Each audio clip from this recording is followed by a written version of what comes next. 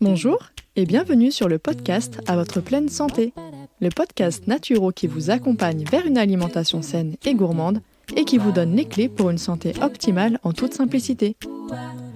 Je m'appelle Marina et je suis naturopathe. Suite à des soucis de santé non résolus par la médecine classique, je me suis intéressée aux médecines traditionnelles naturelles.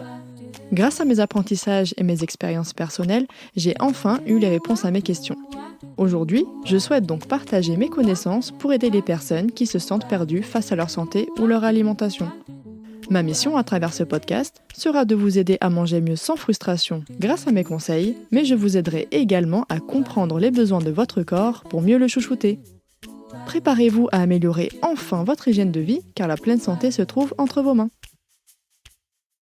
Comme d'habitude, on commence avec l'avis du jour et celui-ci a été laissé par Mademoiselle K et elle me dit « Parfait, podcast clair, frais et enrichissant qui donne envie d'écouter le suivant, bravo ». Merci encore, je sais que je me répète tout le temps, mais franchement ça me touche de voir autant de soutien et de bienveillance dans vos commentaires et surtout de voir que ce podcast il est utile. C'est vraiment le but de sa création et de mes épisodes que je partage avec vous. Donc encore une fois, merci d'avoir pris le temps de me laisser ce message, je suis vraiment très touchée, merci. La semaine dernière, je vous ai parlé de l'hypochloridrie, cette cause méconnue des troubles digestifs les plus répandus, que beaucoup d'entre vous doivent connaître malheureusement. Je vous ai expliqué en quoi ça consistait, comment on pouvait l'identifier et quelles étaient ses conséquences sur la santé, aussi bien sur le plan digestif, mais aussi dans d'autres domaines comme le système immunitaire, les problèmes de peau, les allergies, l'asthme, etc. D'ailleurs, je tiens vraiment à vous remercier pour vos très nombreuses réactions ultra positives. Franchement, je m'y attendais pas du tout. Et je suis vraiment contente de pouvoir mettre en lumière un sujet qui pourrait vraiment faire avancer les choses en termes de santé digestive, parce que je sais vraiment à quel point ça peut être handicapant au quotidien pour beaucoup de personnes. Et je tenais aussi à répondre de manière générale concernant le fameux test de bicarbonate de soude. En effet, il est possible de n'avoir aucun RAW, et si ça s'est vérifié par un second test, le lendemain ou le surlendemain par exemple, alors il s'agit de ce qu'on appelle une achloridrie, c'est-à-dire une production inexistante d'acide chlorhydrique. Et les causes et conséquences sur la santé sont les mêmes en fait que celles que j'ai présentées la semaine dernière et que je vais présenter aujourd'hui. Il est évident que plus l'acide chlorhydrique sera produit en faible quantité, plus les troubles qui en résultent pourront être nombreux. Aujourd'hui, dans ce 10e épisode, nous allons voir ensemble les causes de l'hypochloridrie et les solutions pour y remédier naturellement, mais surtout définitivement. Et comme toujours, sachez que vous retrouverez toutes les notes de l'épisode dans la description. Alors, pourquoi est-elle apparue cette fameuse hypochloridrie ? La première cause, qui peut sembler d'ailleurs anodine au premier abord, c'est le manque de mastication. Le simple fait de mastiquer de manière insuffisante les aliments, notamment les protéines, ça va venir priver l'estomac d'une prédigestion mécanique de celle-ci. Le corps malheureusement aura besoin de sécréter plus encore d'acide chlorhydrique pour digérer correctement ces protéines mal broyées. Le problème c'est que cette sursollicitation de l'estomac va amener sur le long terme à un épuisement des sécrétions gastriques, voire même pancréatiques. Idem, une surconsommation de protéines peut amener à un épuisement de la sécrétion d'acide chlorhydrique, tout simplement parce que ce sont les protéines qui permettent de stimuler la production de gastrine, qui est une hormone venant stimuler elle-même la sécrétion d'acide chlorhydrique. Donc forcément, si on en consomme trop, donc beaucoup plus que nos besoins réels, on finit par épuiser l'organisme. Et inversement, un arrêt brutal de consommation de protéines animales peut être à l'origine d'une hypochloridrie par manque de production de gastrine. C'est pourquoi il faudra faire attention pour les personnes qui transitionnent vers une alimentation végétarienne ou voire même végétalienne, en venant soutenir le système digestif et en veillant à apporter suffisamment de protéines complètes de qualité qui contiennent l'ensemble des acides aminés. À cela va s'ajouter une troisième cause qui peut être une alimentation trop cuite et trop transformée, qui malheureusement nous prive d'une bonne partie des enzymes naturellement présentes dans l'alimentation crue et vivante, parce qu'elles sont détruites par les divers traitements industriels ou l'excès de cuisson. Ça, c'est une problématique que j'avais notamment abordée dans l'épisode sur l'alimentation vivante. Donc, revenons-en à nos moutons. L'estomac, en fait, il va devoir augmenter sa production de pepsine et d'acide chlorhydrique parce qu'il n'aura aucun soutien enzymatique d'origine alimentaire. Ça va donc entraîner une fois de plus une surproduction d'acide chlorhydrique qui sera suivie par un épuisement et enfin une sous-production d'acide chlorhydrique encore une fois. On retrouve également l'hypersollicitation du système orthosympathique. Le système orthosympathique, c'est une branche du système nerveux et en fait, pour résumer brièvement, c'est en gros votre pédale d'accélérateur. On a 2 pédales comme ça, pédale de frein et pédale d'accélérateur.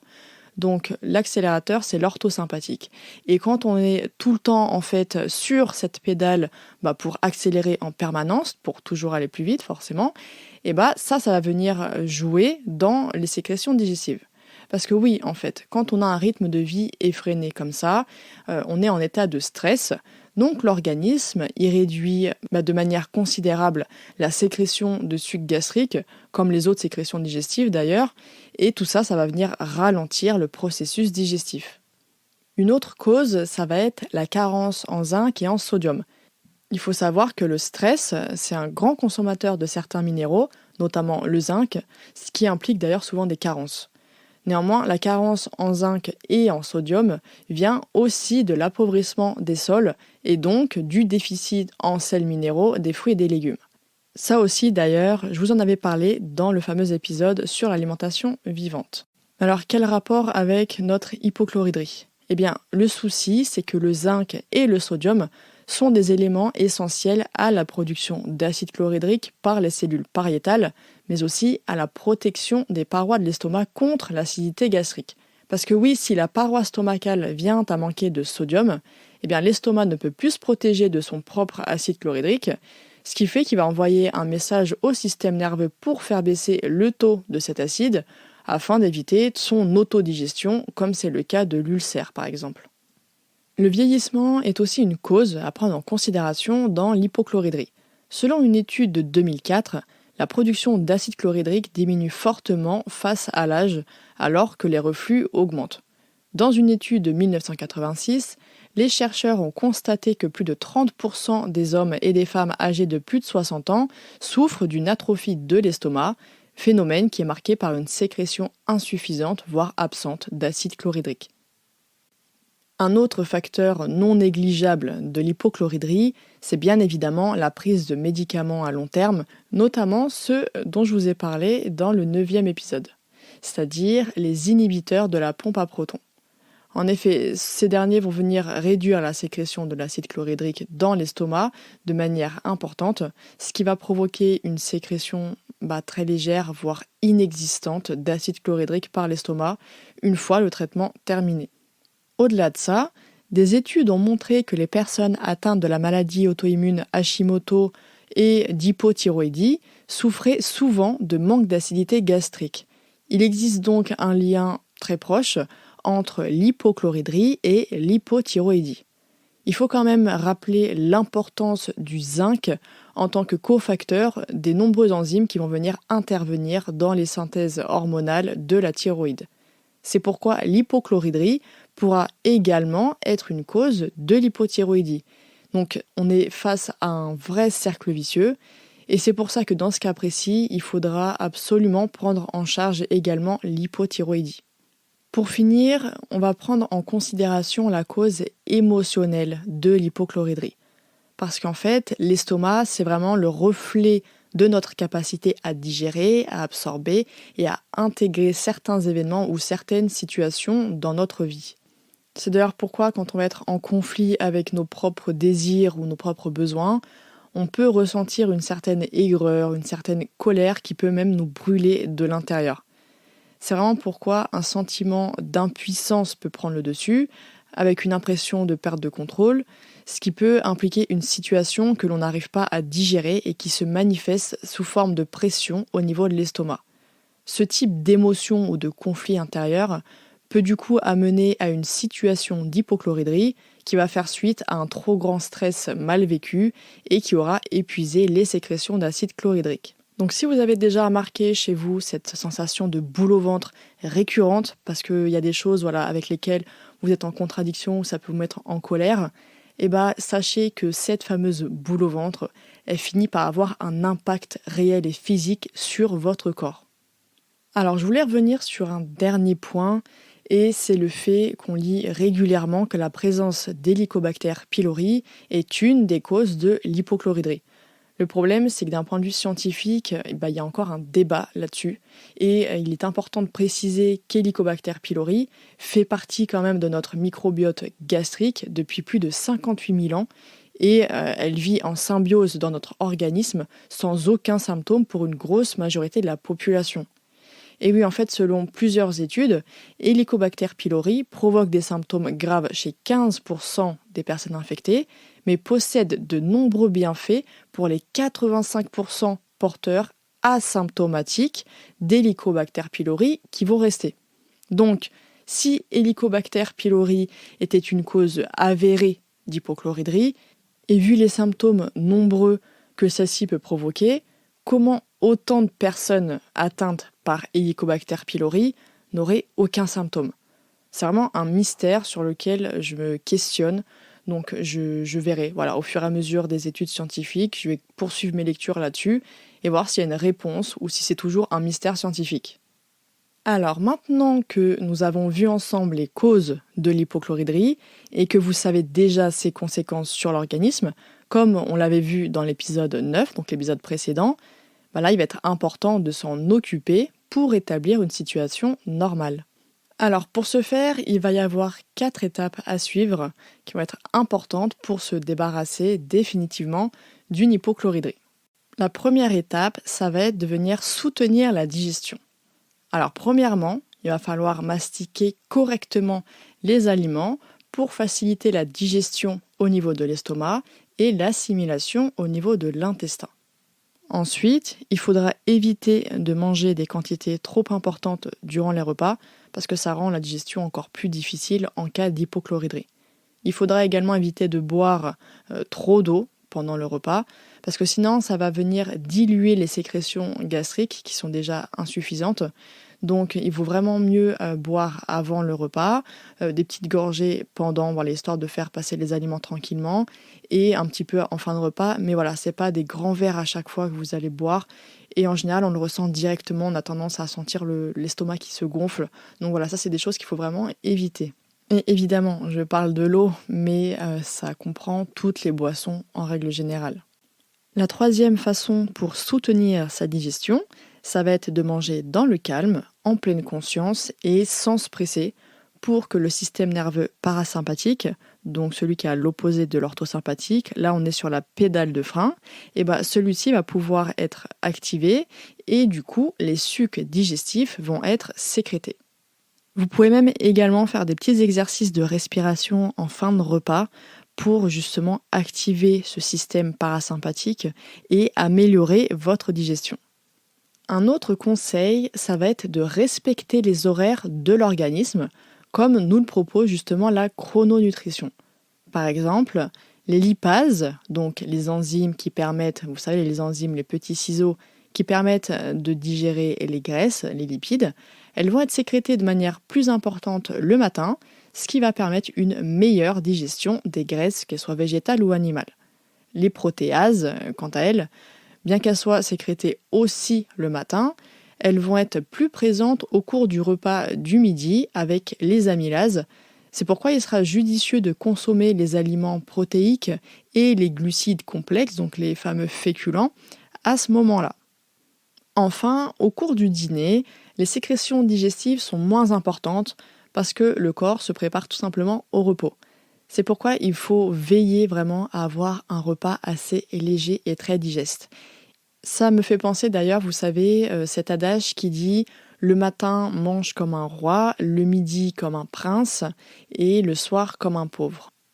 Un autre de mes conseils, ça va être de consommer des végétaux crus et des aliments lacto-fermentés, notamment avant les repas, parce que ça va venir apporter un soutien enzymatique qui va être vraiment très important et très bienvenu.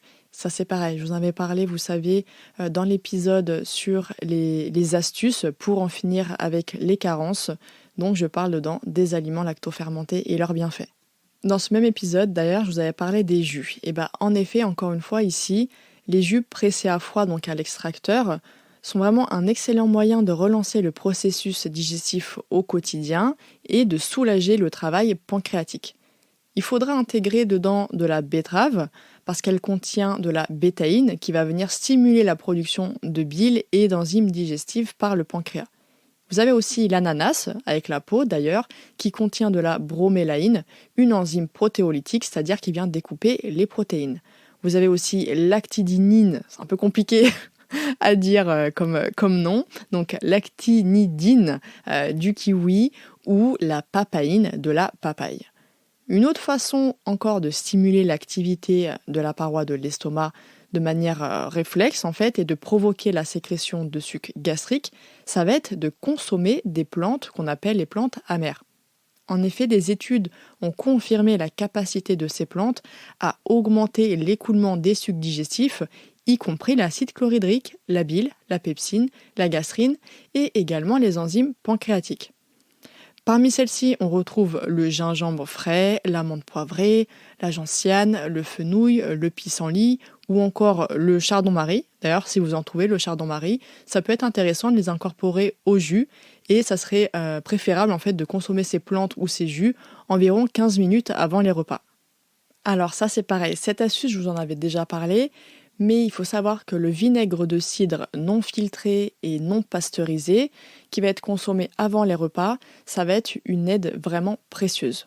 L'acide acétique qui est présent dans le vinaigre de cidre, ou le vinaigre de pomme si vous préférez, il va venir renforcer et même compléter l'effet de l'acide chlorhydrique dans l'estomac. Donc il faut prendre environ 1 cuillère à café de vinaigre dans un verre d'eau et en fait ça va permettre de maintenir le pH suffisamment acide. Mais le problème du vinaigre de cidre, c'est qu'il ne permet pas d'améliorer l'assimilation comme le ferait un complément contenant de l'acide chlorhydrique.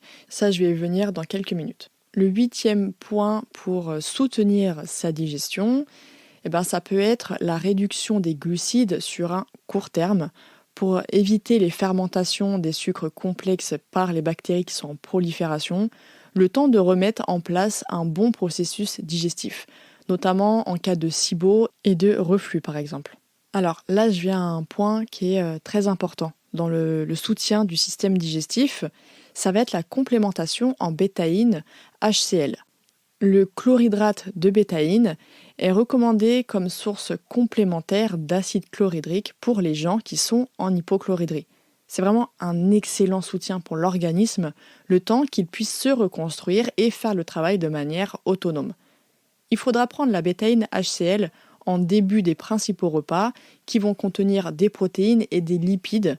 Et la posologie, elle va varier entre 100 et 500 mg selon la personne et le degré de son insuffisance en acide chlorhydrique. Alors attention, la bétaïne peut provoquer des troubles importants en cas de prise inadaptée. Elle est contre-indiquée chez certaines personnes, notamment les femmes enceintes et allaitantes, et aussi avec certains médicaments. C'est pourquoi il faut vraiment demander toujours l'avis d'un spécialiste avant de commencer une cure. Et donc le dernier point pour le soutien de la digestion, ça va être la prise d'enzymes digestives végétales en plus de la bétaïne. La combinaison des deux va vraiment relancer le processus digestif de manière optimale.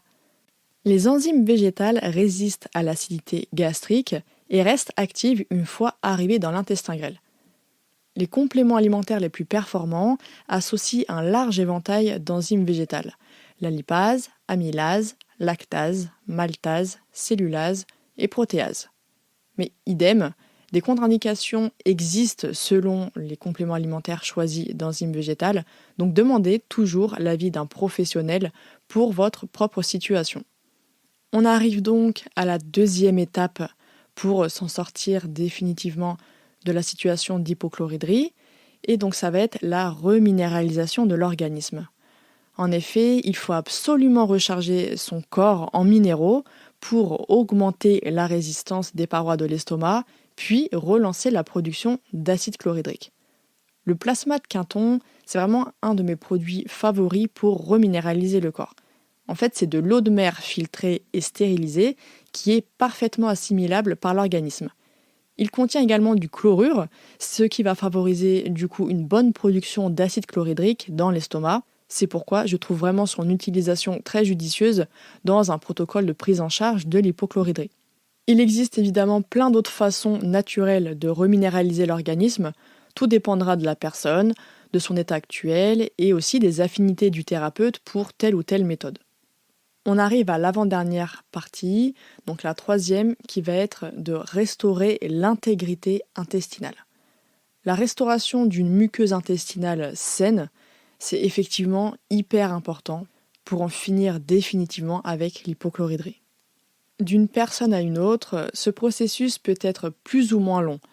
Il faudra nettoyer les déchets et la surpopulation microbienne une fois la digestion soutenue, puis désenflammer les intestins, rééquilibrer le microbiote intestinal et enfin rétablir l'étanchéité de la paroi intestinale. Chaque naturopathe aura cette technique parce qu'il existe des tonnes de plantes, d'aliments, de compléments, etc. pour obtenir ces résultats. Mais il est évident, selon moi, que la pratique d'un jeûne sec espacé sur quelques jours par semaine, ça va être une des techniques les plus puissantes.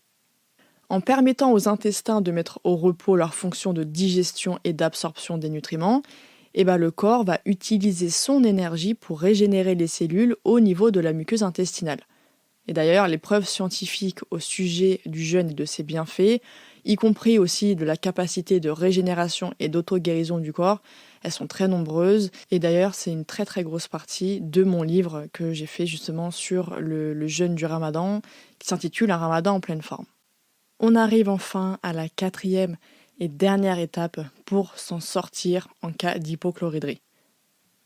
Le mode de vie et notre capacité à résister face aux différents stress sont vraiment à prendre en considération dans le cas de l'hypochloridrie et même d'ailleurs de toute pathologie. Les personnes n'ont pas assez de repos, elles travaillent durement, elles sont en manque de paix ou de quiétude et elles font face à beaucoup de stress en permanence et sans répit. Il faut donc que l'organisme puisse s'adapter aux éléments qui le perturbent comme ça de manière quotidienne, auquel cas malheureusement il s'affaiblira et finira par dysfonctionner. Alors, pour cette partie, personnellement, je suis une très grande adepte et une grande amoureuse des plantes adaptogènes qui augmentent la capacité du corps à gérer toutes les sortes de stress, quelle que soit son origine, physique, émotionnelle, intellectuelle, etc. J'aime particulièrement cette catégorie de plantes parce qu'elles ont l'étonnante faculté d'exercer une fonction régulatrice qui permet au corps de retrouver son état d'équilibre normal et sain. Il existe bien évidemment plein d'autres techniques pour mieux gérer son stress et renforcer sa capacité d'adaptation naturellement. Vous avez les thérapies réflexogènes, le jeûne, les bains froids, l'exercice physique, les exercices de respiration, etc. Maintenant que je vous ai parlé des solutions, je précise quand même que le but de cet épisode et de mon podcast en général, c'est vraiment de vous aider à mieux comprendre votre corps, vos besoins, le fonctionnement de votre organisme pour pouvoir en prendre soin et par conséquent cheminer vers une pleine santé. Le but n'est pas de prôner ou de vous faire tomber dans l'automédication, qu'elle soit allopathique ou naturelle. Alors oui, je veux que vous soyez le plus autonome possible dans votre santé, mais il est évident qu'au départ, une aide peut s'avérer nécessaire, voire même indispensable, pour vous aider du mieux que possible à rétablir les troubles présents en vous éduquant dans votre hygiène de vie. Et ensuite, grâce à vos nouvelles connaissances, vous pourrez effectivement éviter les récidives et prendre soin de votre santé tout seul. En général, quand on tombe dans l'autodiagnostic et l'automédication, on fait preuve d'un gros manque d'objectivité et on se perd un petit peu dans tous les compléments alimentaires qui existent sur le marché en pensant bien faire. Malheureusement, vous risquez de perdre beaucoup d'argent et d'énergie en vous éparpillant comme ça, alors qu'un œil professionnel et externe pourrait vous aider à cibler la source de votre problème afin que vous puissiez vous concentrer dessus uniquement. Je vous dis ça vraiment en connaissance de cause, parce que je suis moi-même tombée dedans avant ma formation en naturopathie, et j'ai également beaucoup de personnes en consultation qui ont fait la même erreur, et qui finalement ont vite compris le besoin d'être encadrées, rassurées et soutenues pour mieux avancer. C'est pourquoi lorsque je vous parle de certains compléments alimentaires, comme la bétaïne, les enzymes digestives, les plantes, non seulement il existe des contre-indications, donc il faudra avoir l'avis d'un professionnel avant de s'en procurer, mais en plus je rappelle que ce sont uniquement des béquilles, donc une aide spontanée pour soulager vos symptômes, mais ce n'est absolument pas cette complémentation seule qui vous apportera une guérison définitive. Prétendre qu'il existe une pilule magique miraculeuse pour soigner l'hypochloridrie, comme tout autre symptôme d'ailleurs, c'est renier la complexité et la perfection du corps humain. Ça va être en agissant sur la cause des causes qui ont conduit à l'hypochloridrie que vous pourrez vous en sortir pour de bon, sans avoir besoin de compléments alimentaires toute votre vie. Parce que selon moi, adopter un régime strict qui retire une bonne partie des aliments normalement bons pour votre santé, ou bien faire appel à des compléments alimentaires quotidiennement pour soulager vos symptômes, ce n'est pas ça, être guéri ou être en pleine santé. C'est simplement faciliter votre organisme en supprimant des symptômes, mais vous le rendez plus faible que fort finalement. Parce que oui, si vous êtes en pleine vitalité, en pleine santé, comme je le dis toujours, avec un organisme qui fonctionne parfaitement, vous n'aurez absolument pas besoin de ces solutions anti-symptômes pour vivre sereinement et sans désagréments. Et c'est à ça qu'on reconnaît une véritable santé. Je voulais aussi faire un dernier point, parce que j'ai évidemment reçu énormément de messages suite à mon dernier podcast de la semaine dernière, et je tenais à vous donner plutôt justement de l'espoir, parce que voilà, j'ai plein de monde qui me disait « Oui, mais moi j'ai ça, et je pense pas que ce soit possible d'en finir. » Enfin voilà, j'ai eu beaucoup de choses comme ça. Donc pour vous donner mon expérience personnelle, il faut savoir que moi, ce qui m'a amené à la naturopathie, c'est justement ce vide médical, parce que justement j'étais dans une situation où je n'avais aucune solution. Alors pour raconter brièvement, pour vous en dire un petit peu plus finalement, alors au niveau des symptômes, je vais vous lister ça peut-être dans le désordre, parce que bon, c'était quand même il y a un sacré bout de temps maintenant. Donc en termes de symptômes, j'ai eu du coup cette sensation de lourdeur dans l'estomac, au point où j'avais envie de vomir, parce que du coup j'avais vraiment l'impression d'avoir un mois en fait de repas dans l'estomac.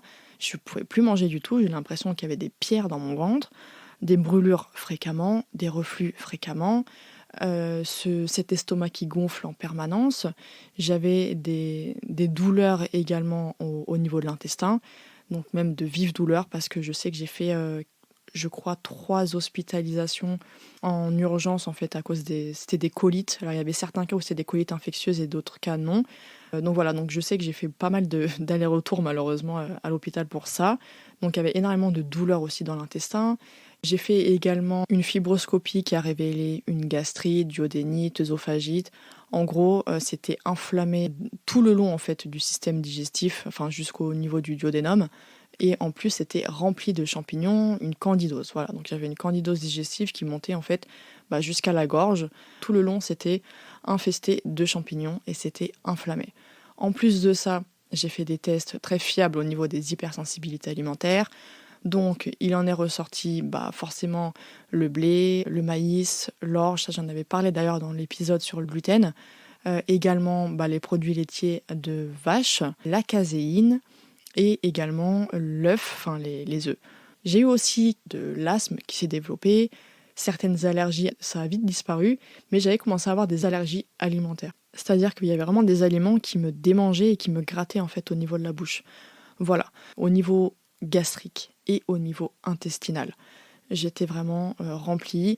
J'avais aussi fait le fameux test respiratoire qu'ont certains spécialistes en fait, qui avaient démontré une grosse dysbiose et notamment une grosse fermentation, ce qui est au final synonyme d'un SIBO. Donc ça c'était encore une autre chose. Mais en tout cas d'un point de vue digestif, j'ai fait énormément de symptômes et de troubles. Voilà. Et pourtant, j'ai mis en place le protocole justement que j'ai créé durant mon mémoire en fait d'hypochloridrie. Et c'est en tenant compte de cette hypochloridrie que j'ai réussi vraiment à me défaire de mes douleurs digestives, que j'ai réussi à me défaire, alors oui, tout ce qui est problème de sensation de lourdeur dans l'estomac, les brûlures et tout ça, ça c'est terminé. Aussi la problématique des intolérances, enfin des hypersensibilités alimentaires, pareil, c'est terminé. En dehors effectivement de la caséine, du lait de vache, etc. Mais ça, je n'en consomme plus de toute façon, donc c'est pas très grave. Mais par exemple, l'œuf, alors que c'était le pire, et bah aujourd'hui, je peux en manger sans aucune aide, sans aucun soutien, ni avec la bétaïne, ni avec les enzymes. Je peux en manger et ça me fait aucune douleur. Voilà. Donc c'est des petites choses comme ça où, au quotidien, c'est un symptôme plus un symptôme et au final, ça, on le ressent directement. Et ça, c'est le cas aussi de beaucoup de personnes que j'ai en consultation. J'ai une grosse majorité qui sont venues vers moi vraiment étonnées de voir les effets assez rapides quand il y avait justement une hypochloridrie à la cause de tous ces troubles digestifs. Vraiment, ne perdez pas espoir. C'est pas parce que le spécialiste ou le naturopathe ou je ne sais qui n'a pas trouvé la solution qu'elle n'existe pas. Moi également, j'ai vu 4 naturopathes avant d'être formée et personne ne m'avait parlé de ça. J'ai découvert ça toute seule. Donc pareil, j'avais aucune amélioration digestive parce que le problème n'avait jamais été traité, tout simplement. Alors, pour résumer ce que nous venons de voir dans cet épisode, il y a plusieurs causes qui amènent à une hypochloridrie. Le manque de mastication, la surconsommation de protéines, l'arrêt brutal de la consommation de protéines, l'alimentation trop cuite et transformée, l'épuisement du système nerveux, une carence en minéraux, notamment en zinc et en sodium, la prise de médicaments antiacides ou d'eau au bicarbonate quotidiennement, qu'on utilise en général pour mieux digérer, le vieillissement, l'hypothyroïdie ou encore des conflits émotionnels. Pour remédier à cela, il faudra soutenir la digestion, reminéraliser l'organisme, restaurer l'intégrité intestinale et enfin renforcer son organisme face aux différentes sources de stress. Mais bien que nous ayons évoqué plusieurs phénomènes responsables de l'hypochloridrie, je pense pour ma part qu'on peut les filtrer encore plus et trouver donc la cause des causes, qui n'est rien d'autre que le mode de vie dans notre société actuelle, qui est une source de stress permanent. Une alimentation pauvre en nutriments et trop industrielle, des fruits et des légumes consommés en trop faible quantité, ou bien issus d'une agriculture trop agressive, un rythme de vie effréné qui nous demande d'en faire toujours plus et plus vite sans pause. Nous mastiquons à peine les aliments que nous avalons à grande vitesse, nous prenons plus le temps d'accorder à notre organisme le repos nécessaire suite à des situations de stress, qu'elles soient émotionnelles, intellectuelles ou physiques. Nous n'écoutons plus les alertes de notre corps qui s'épuise à petit feu. Donc, si vous voulez une pleine santé, je vous encourage vivement à écouter l'épisode numéro 4 de mon podcast sur les piliers de la pleine santé, car c'est là que se trouvent les véritables moyens de vivre une vie épanouissante, en totale harmonie avec son cœur, son corps et sa tête. Merci infiniment de m'avoir écouté jusqu'au bout et j'espère que cet épisode vous aura plu. Si c'est le cas, n'hésitez pas à me laisser une note et à me donner votre avis en commentaire pour que je puisse le lire lors d'un prochain épisode. Et surtout, n'oubliez pas de vous abonner. Je vous donne rendez-vous chaque mardi pour améliorer votre hygiène de vie grâce au podcast À votre pleine santé. Retrouvez quotidiennement mes conseils et astuces sur Instagram, sur le compte Ma Vie Saine et Moi, mais aussi sur Facebook et sur le blog de mon site web maviesaine-et-moi.com. À très vite et prenez soin de vous.